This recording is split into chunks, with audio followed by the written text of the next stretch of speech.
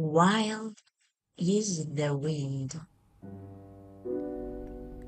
Cassie cradles the swift in the palm of her hand. She has nursed it, and now its wings no longer ache, except to feel the wind beneath them. All around her swift swoop and dive and call, Cassie knows they feel the idle air whisper in our winter. She knows they're wild and belong to the wind. And so the swift waits, sensing the stories in the air, the fox in the thicket sniffing out her supper, and small furry things scent in danger on the wind, running for tree branch and burrow. It feels the breeze that stirs the leaves, urging the seeds of the butterfly trees to try their nut brown wings. But the butterfly trees are not yet ready to let them go. The land warms, the air making it less dense and lighter, and being light it rises.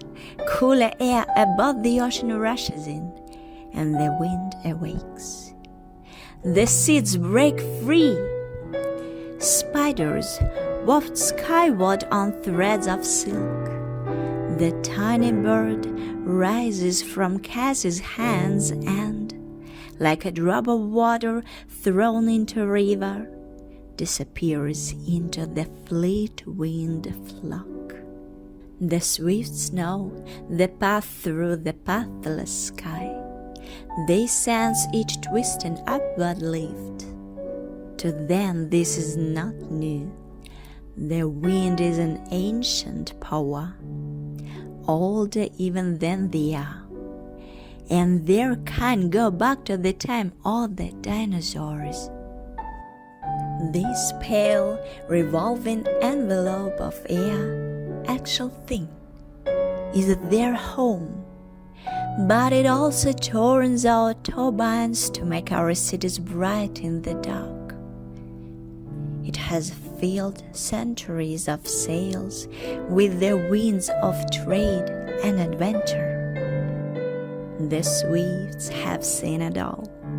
Around the still eye of a cyclone, mountains of cloud are carved into a great spiral holding with the stormy power. The wind whips at the waves, cresting each one like a conjurer's trick with the wild white horses. In the desert, where 1,000,000 years ago an ocean glistered, the wind sculpts echoes in sand of those long vanished waves.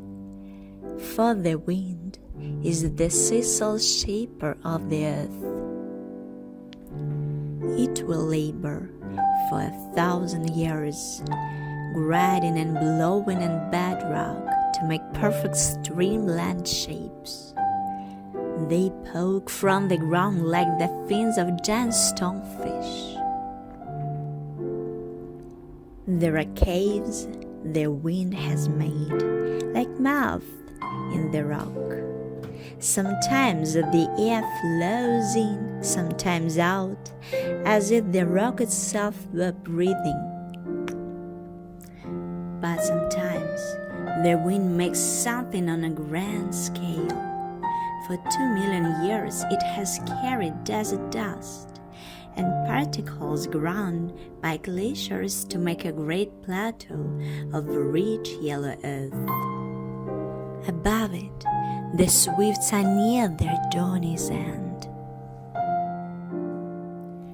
3 months in flight, 8,000 miles, never once touching the earth to arrive at a place far, far away from Cassie's healing hands, where Kun has been waiting all the long winter.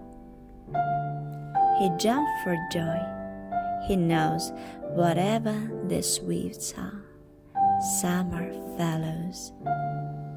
Beneath the eaves, the tiny traveler shakes the miles from its wings and rests.